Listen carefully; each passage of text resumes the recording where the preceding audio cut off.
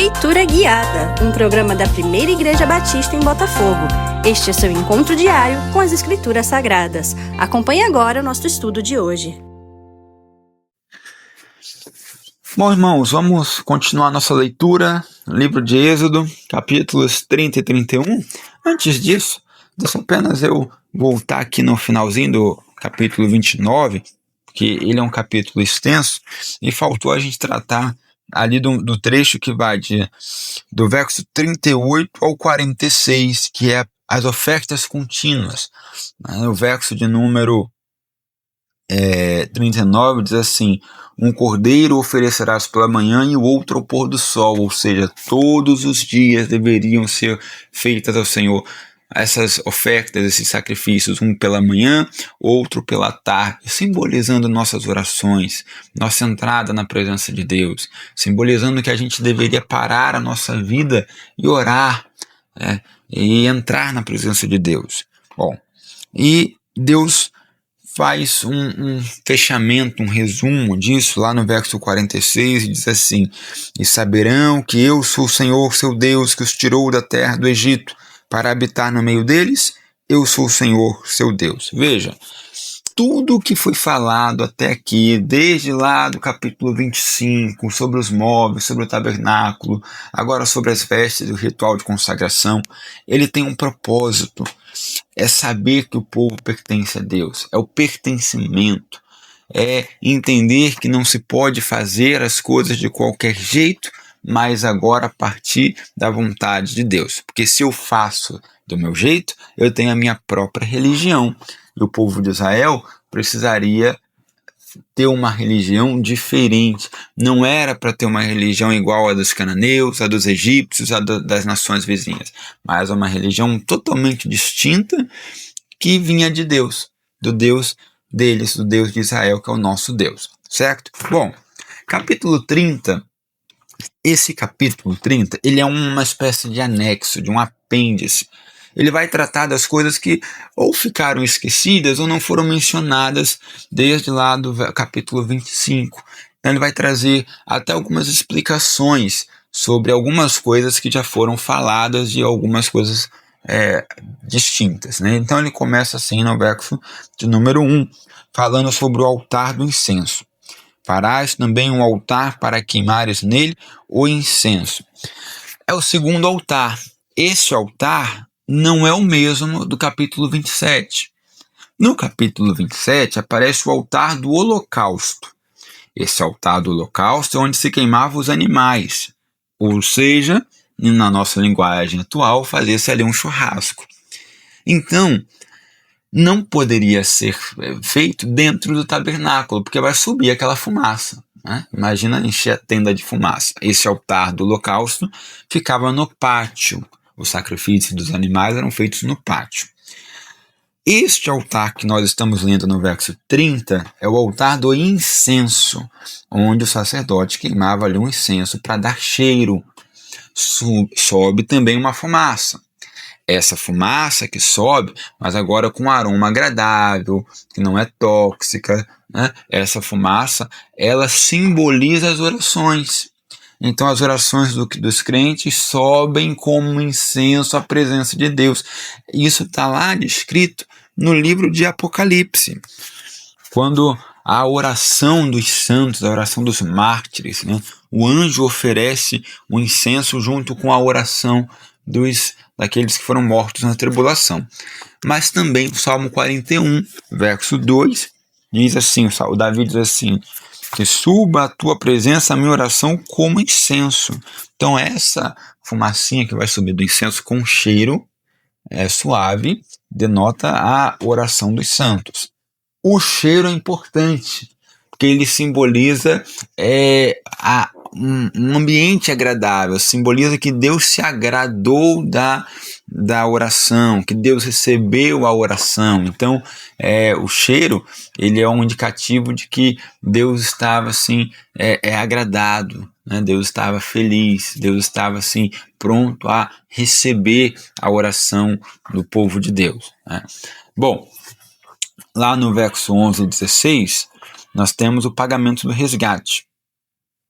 Então, é feito um resgate por todas as pessoas quando se fizesse o recenseamento.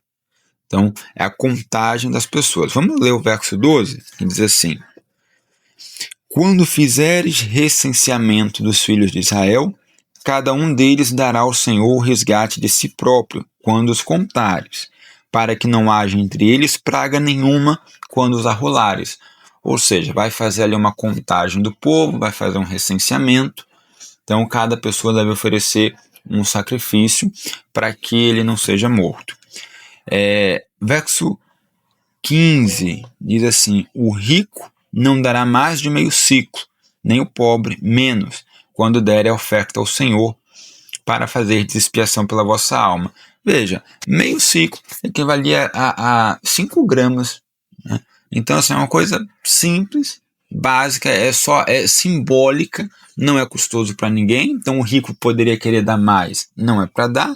O pobre, talvez menos, não é para dar menos. É um símbolo de que ele está sendo, está se entregando a Deus. Perceba que no verso 12 tem uma condição. Se não fizer, pode ser que haja uma praga entre eles. Isso acontece lá na história de Davi, lá em 2 Samuel 24. Davi faz o recenseamento do povo e ele não oferece sacrifício, as pessoas não oferecem essa oferta. Então vem uma praga sobre o povo, o anjo do Senhor com uma peste e assola todo o povo de Israel. Então perceba que essa lei se cumpre lá no tempo de Davi, certo? Bom, do verso 17 ao verso 21, nós temos a bacia de bronze para lavagem das mãos e dos pés. Então o texto já falou lá no capítulo 29 que deveria ser feita a lavagem dos sacerdotes. Então essa bacia ela vai ser posta do lado de fora, ela vai ficar perto ali do altar do holocausto. Então o sacerdote deveria entrar no pátio, lavar as mãos e os seus pés. Ela tem um caráter assim, muito prático, porque primeiro ele vai se lavar e se purificar, depois ele vai oferecer o animal. Então ele vai fazer ali uma sujeira, inclusive com o sangue do animal. Depois ele iria até essa bacia, iria se lavar sua mão, lavar seu pé, para que ele pudesse ficar limpo do sangue do animal, né? Bom, e aí fecha o texto com fecha o texto não, né? A gente tem a parte do óleo da unção, do verso 22 ao verso 33. Esse óleo é feito com especiarias caras, finas, difíceis de serem achados, né? E lá no verso 31, diz assim: dirás aos filhos de Israel: este me será o óleo sagrado da unção nas vossas gerações. Não se unjirá com ele o corpo do homem que não seja sacerdote, nem fareis outro semelhante da mesma composição. É santo e será santo para vós outros. Qualquer que compuser óleo igual a este ou dele puser sobre um estranho, será eliminado do seu povo. Veja, o óleo poderia ser copiado, era fácil de se copiar, mas Deus proíbe para que haja uma delimitação. O que vocês fazem no templo, no tabernáculo, é sagrado. O que vocês fazem na vida comum é comum. Né? Então há uma separação entre o santo e o profano, entre o sagrado e a vida comum. E finaliza então o verso 34 e 38 com o incenso, que tinha a mesma característica do óleo, não poderia ser usado na vida comum. Tá? Deveria ser feita uma separação entre o que a gente usa dentro de casa e o que a gente usa no templo, certo? Esses são princípios que ficam lá no Antigo Testamento. Hoje nós entendemos que tudo é sagrado, né? A vida humana é sagrada e não há uma separação entre sagrado e profano. Existe sim uma separação entre pecado e santidade, né? Mas não entre sagrado e profano, porque hoje a vida é um templo de Deus. Então, o templo perde essa característica de lugar sagrado, porque o lugar sagrado é onde Deus habita, e Deus habita nos nossos corações, na nossa vida, tá bom? Bom, e aí vamos para o capítulo 31. O capítulo 31 vai trazer uma palavrinha sobre os artífices e ele fecha com o sábado. Então, no verso 3, aliás, no verso 2 diz assim: Eis que chamei pelo nome a Bezalel, filho de Uri, filho de Ur, da tribo de Judá, e o enchi do Espírito de Deus, de habilidade, de inteligência, de conhecimento em todo artifício, para elaborar desenhos e trabalhar em ouro, em prata, em bronze, lapidação de pedras de engaste, entalho de madeira, toda sorte de lavores, e lhe dei por companheiro a Oliabe, filho de Aizamaque, da tribo de Dan. Então veja, Deus dá dons e habilidades àqueles que podem trabalhar na obra de Deus. Ele pede para fazer muita coisa, mas ele também dá a provisão. Ele pede a semente, mas ele pede a oferta, mas ele dá a semente. Lá em 2 Coríntios 9, nós já temos esse princípio, né? Aquele que dá a semente é o que semeia.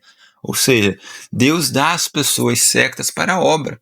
Deus manda trabalhadores para a obra. E esse é um princípio da obra de Deus. Deus recruta, Deus manda, Deus capacita. Se você está envolvido com a obra de Deus, é porque Deus te chamou e te capacitou. Em detalhe, ele menciona o nome dos trabalhadores, tal como as parteiras do Egito, que tiveram seus nomes mencionados, gravados.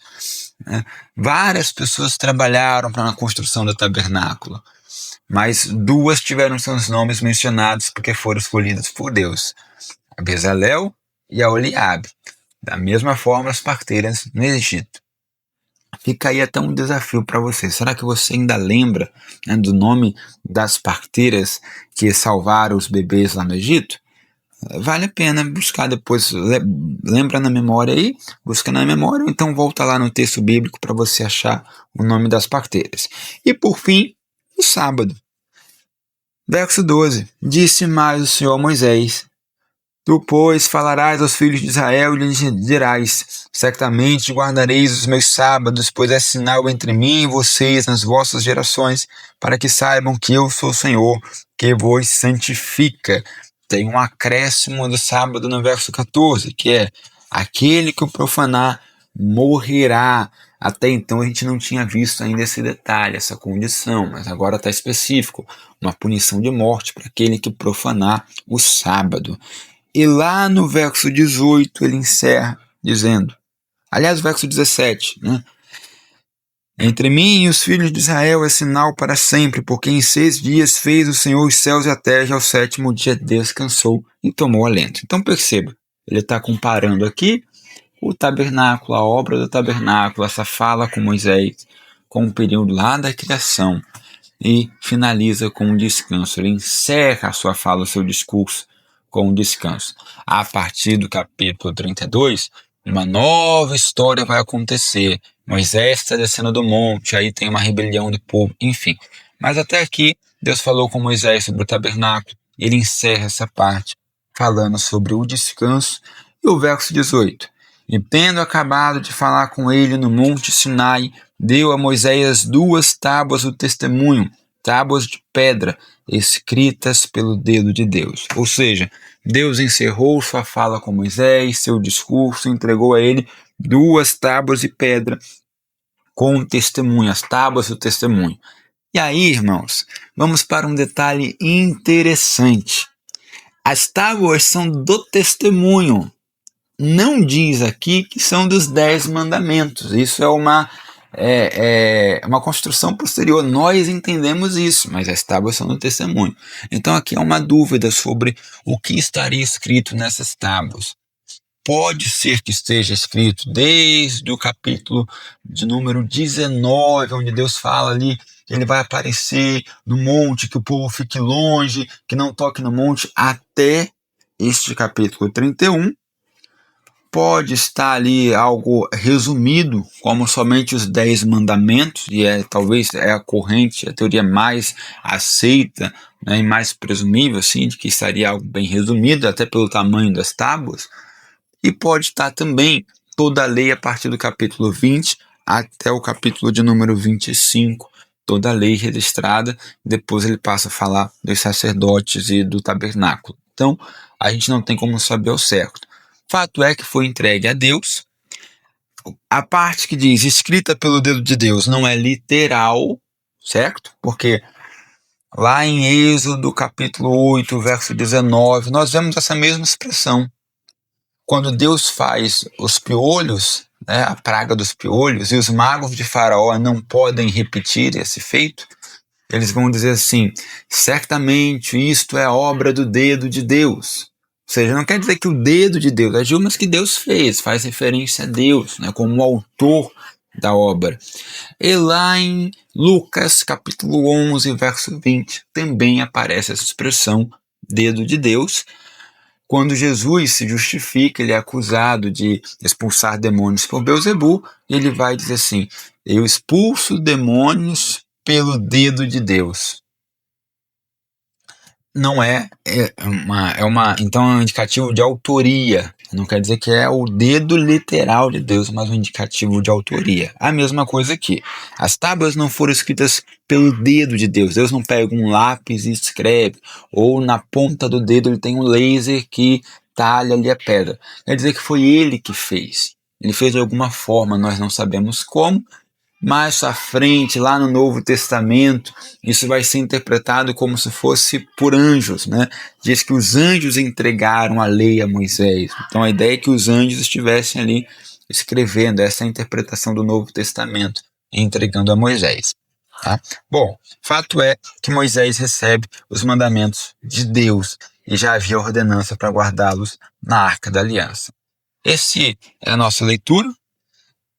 O que a gente pode tirar dela? A gente pode tirar, lá no capítulo 28, a ideia da obediência, da veste nova, de um novo caráter, de uma nova postura de vida, de uma organização de vida. Deus quer a nossa vida organizada, com detalhes. Falou-se da veste, falou-se da questão da decência no vestir, de não mostrar as partes íntimas, de ter uma decência naquilo que se veste, ter cuidado na postura, né, em como a veste em determinadas posições, em determinadas ações do dia a dia pode ser uma veste transparente demais, que mostra demais. Eu precisaria ter um cuidado sobre isso. Falou-se sobre consagração de sacerdotes, pessoas separadas para servir a Deus, do furar, aliás não furar a orelha, mas de molhar os polegares e a orelha direita com sangue, indicando um serviço perpétuo, indicando entrega total para Deus. E talvez isso resume bem essa leitura que nós fizemos, a entrega total a Deus. Nós estamos aqui para nos entregarmos a Ele, para nos devotarmos a Ele, para que Ele tome a nossa vida e guie segundo os seus caminhos e a sua vontade. Que você tenha um dia abençoado e até amanhã.